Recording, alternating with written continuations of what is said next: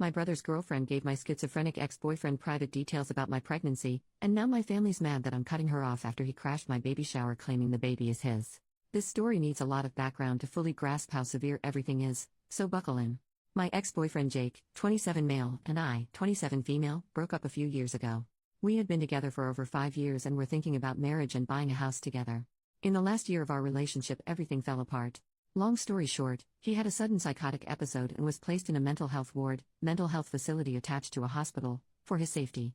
Following this, his entire personality changed and he developed delusions, hallucinations, and paranoia which never went away. A large part of his paranoia revolved around me controlling people around him and thinking I was trying to make him look crazy. He also constantly accused me of cheating on him and told me many times that he hated me. He was let out of the hospital after some time and I took responsibility for him. This change in him was heartbreaking. He was eventually diagnosed with schizophrenia.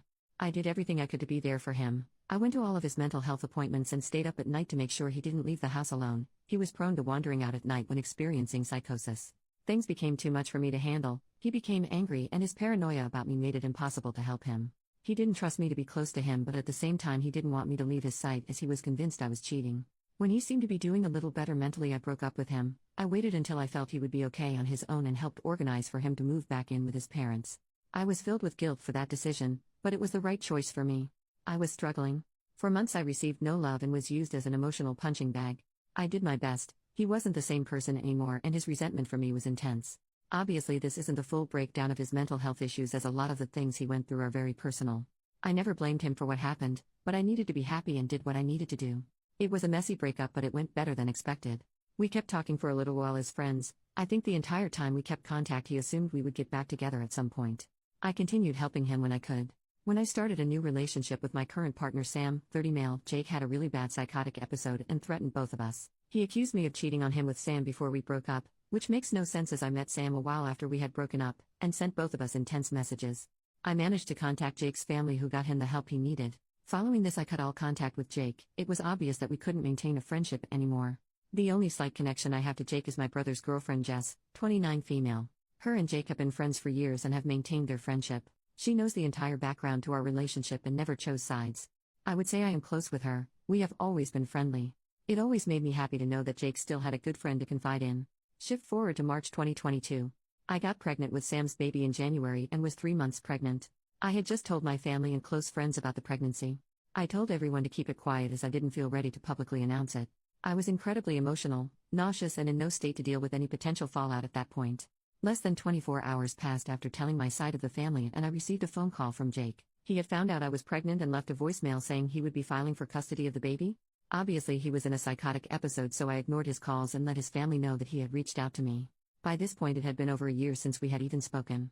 He has no idea where I live or work, so I'm not worried about him showing up physically to confront me.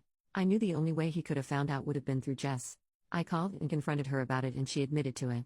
She was extremely apologetic and said she didn't think it would matter. She thought he would be fine with the news and said he deserved to know. I was upset by this, but I hadn't explicitly told her not to tell Jake, so it could have just been a mistake. Even though I told her to tell no one, I bit my tongue to keep the peace. I forgave her but made it very clear that she shouldn't tell Jake any more information about me or the baby, and she agreed it wouldn't ever happen again. I didn't hear anything from Jake for months. Last weekend was my baby shower.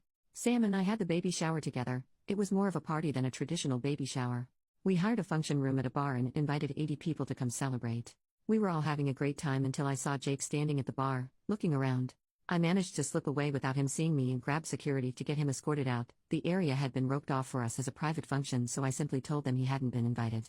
I watched as security approached him and asked him to leave. He was furious and started yelling, demanding to talk to me before he would leave. Sam and several friends went over to him to try and talk him down, but it only escalated. He screamed at Sam, claimed that he was the baby's real dad and that we had never really broken up. At this point I left to hide in the ladies' room until my mom came to let me know Jake was gone. He had eventually left after a little more screaming. I was mortified and we cut the baby shower short. I couldn't stop crying. It's now been a few days and I confronted Jess. She is the only person who would have possibly told him the location and time of the baby shower. I wasn't as kind on the phone with her this time. She admitted to telling him and apologized, but said how could I keep this a secret from him? I was furious and told her that she would no longer receive any news about me or the baby and that I would cut her out of my life. I'm not proud of it, but I screamed at her. I couldn't believe how irresponsible she had been. It wasn't her news to share. My brother called me after and asked me to forgive her.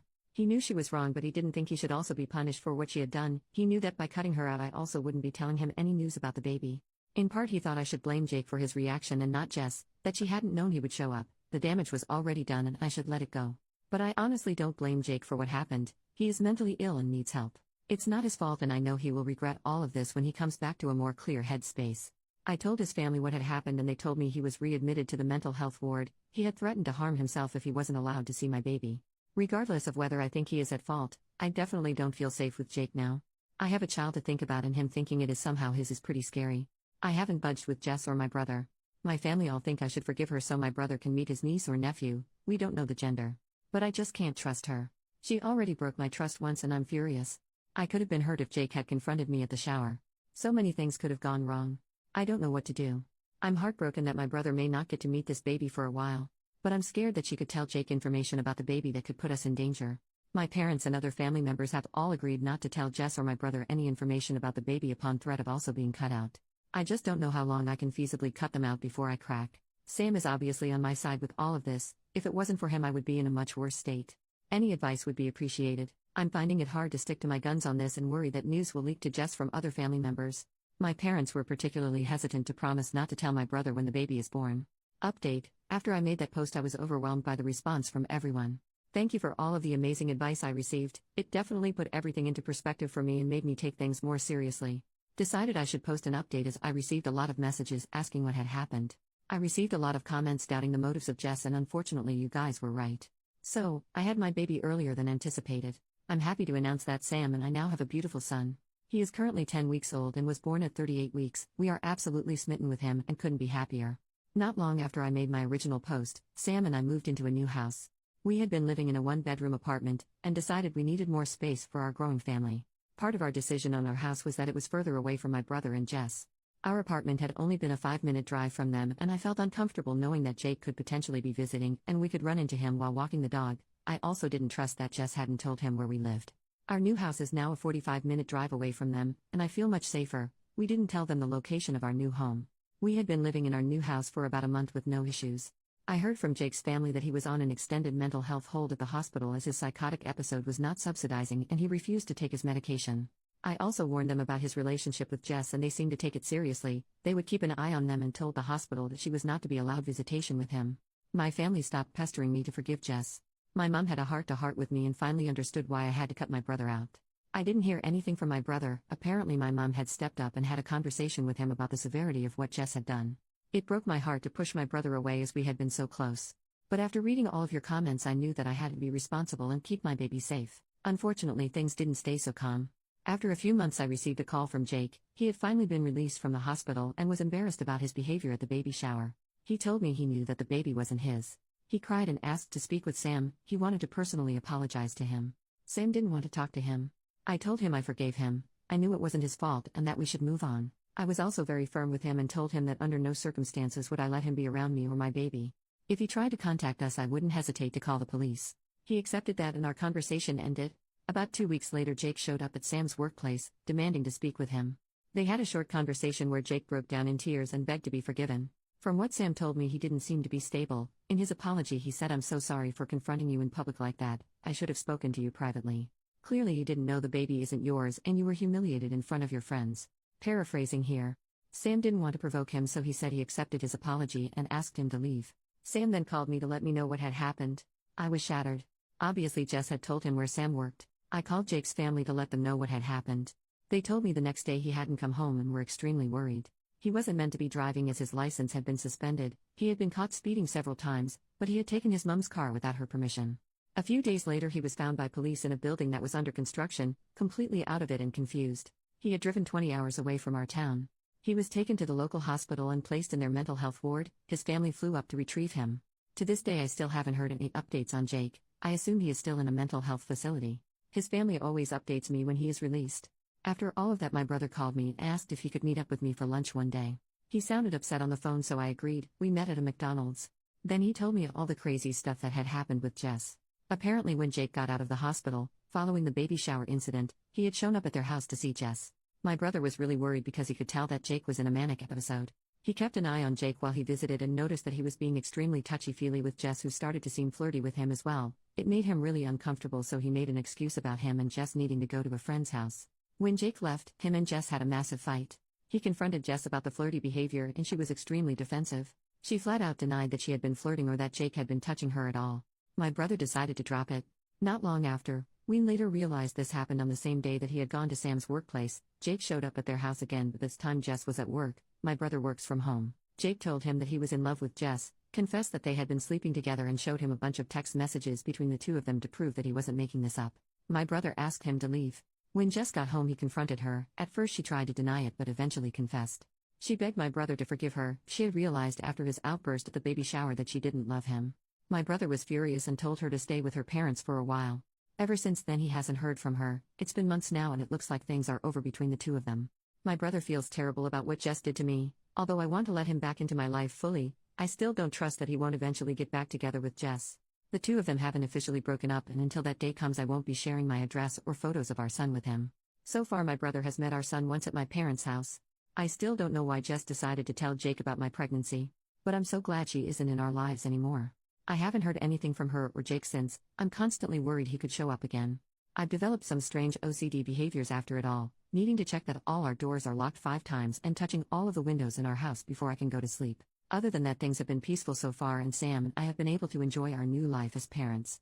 New update. Figured I may as well give an update as I received a lot of messages. So this is for anyone that may pass through and see this. Unfortunately, I don't have great news to share in this update. One good thing, my brother did officially break up with Jess. Our relationship is still strained after what happened, but we are able to talk and be civil now. Also, my life with Sam and our new baby has been amazing. Being a new parent is definitely hard, but I've been loving every second of it. I haven't gone back to work after my maternity leave. Thankfully, Sam makes enough that I can be a stay-at-home mom until I decide I want to go back. So on to the news with Jake. I didn't hear anything from him or his family for a while. I heard not long after making my last post that he was on a longer-term mental health hold and then had radio silence. I took that to be a good thing. Not hearing from him usually meant he was doing better. About a month ago I received a strange text from Jake at 2 a.m. I didn't see it until the morning. The message made no sense. He was talking about seeing someone who came back from the future, that he was being followed and needed to hide. He mentioned the movie director Christopher Nolan and how he had seen hidden messages in his movies and he was going to win $1 million with numbers that were hidden in his movies. Honestly, I've received similar messages from him before, so I wasn't too put off by it. I took a screenshot of the message and sent it to his sister so she knew he had contacted me. Then I kind of forgot about it. His sister didn't get back to me though, which I did find a bit strange. She normally messaged me back pretty quickly. 2 days later his sister called me. She was crying on the phone and asked me if I had received any other contact from Jake that night. I told her no. She explained to me that Jake had passed away that night. He unalived himself. Only hours after he had sent me that message. He had apparently sent the same message to about 20 people in his contact list.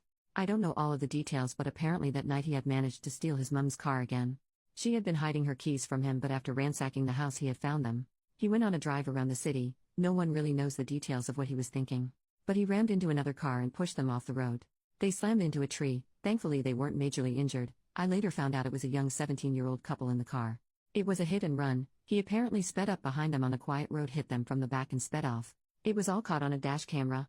With the timeline we have, it seems he sent his message to everyone only 15 minutes after the accident. About 3 hours later he had passed away. I won't be sharing the details of that. His funeral happened and I decided not to go. With my complicated relationship with Jake, it just didn't feel right to me. One weird thing, Jess went to the funeral. I only know because she took a selfie crying at the funeral and posted it on Instagram with a caption preaching that we need to do more about mental health and supporting people. I was disgusted. It was incredibly hard to hear what had happened. I'm still processing it all. I feel guilty to admit this, but I also feel a sense of relief that my family doesn't need to be worried anymore. I do miss him though. I think I already grieved him when he changed in our relationship. It's hard to know he is physically gone. I can't even imagine what his family must be feeling. It's difficult for everyone involved. I'm so sad that it came to this. Obviously we all hoped he would make a recovery, that one day his psychosis and mania would just disappear completely. He was a good person, just a person that was impacted by mental health problems. I wish there had been a better outcome to all of this.